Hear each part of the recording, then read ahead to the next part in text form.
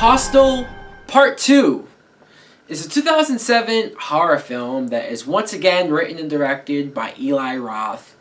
And the plot of this film is we meet this new group of characters, this time 3 women, who are taking a trip to Europe until they run into this pretty hot chick who convinces them that they should go to Czechoslovakia. Why not? So when they go there, it's all fun and sightseeing, and they're having a good time until, just like in the first movie, they start to get taken one by this organization where people will pay to kill. Now, what I think of Hostel Part 2 is, man, somehow Eli Roth has done it once again, if not worse.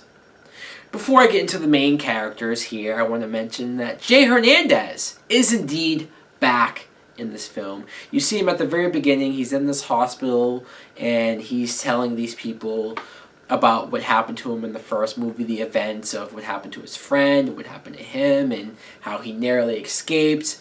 And the slow reveal that these people he's talking to are a part of this organization, about how big they are and how they're basically going to kill him, was so creepy the very first time I saw it. I couldn't believe what I was seeing until you see it's a dream.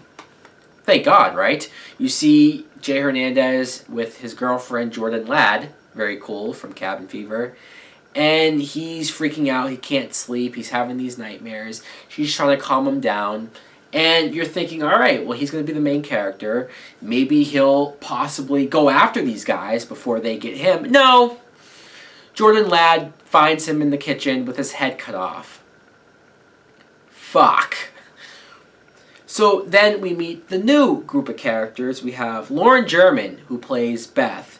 And Beth is a nice girl, but she's also a hard ass. She's a tough girl. She's not some damsel in distress. She's definitely a girl who seems like she is capable. She can take care of herself. And she's rich. So there's that. Her friend Whitney is played by Bijou Phillips, who I think is really hot. I just want to mention that. Of course, she's the slut friend. She's the girl who's constantly seeing a good-looking guy, so she wants to hook up with them. Hell, even when they're on the train going to this country, she sees this guy and she's willing to go back to his room just to get some drugs from him. Yeah, so that kind of makes her unlikable. And they have this third friend who isn't really like close friends with them.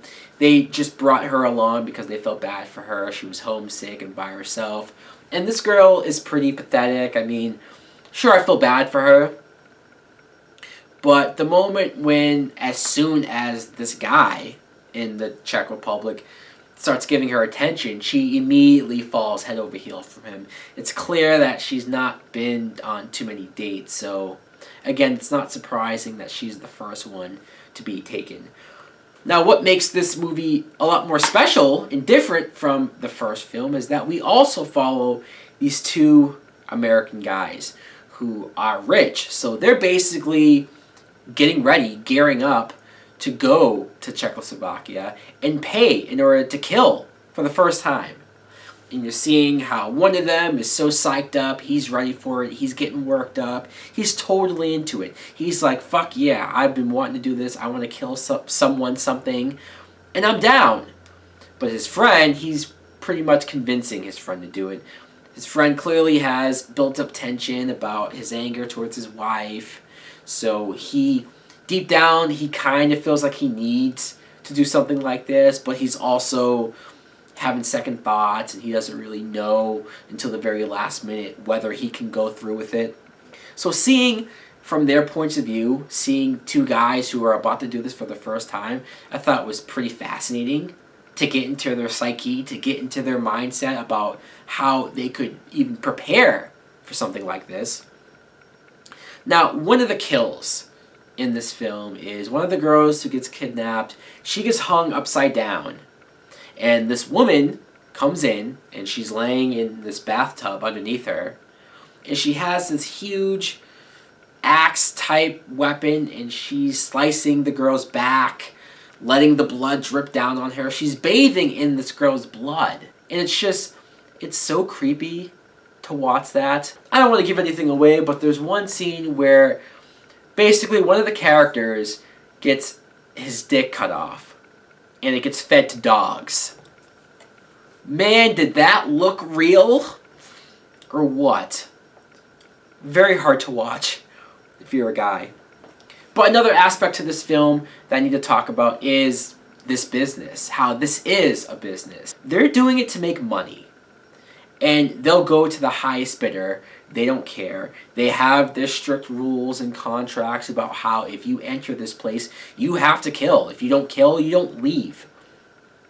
And the ending especially, and how much, if you're rich and if you have money, how you could basically buy your way out of anything. I love all of those aspects to this movie. So guys, let me know in the comments below if you've seen Hostel Part 2.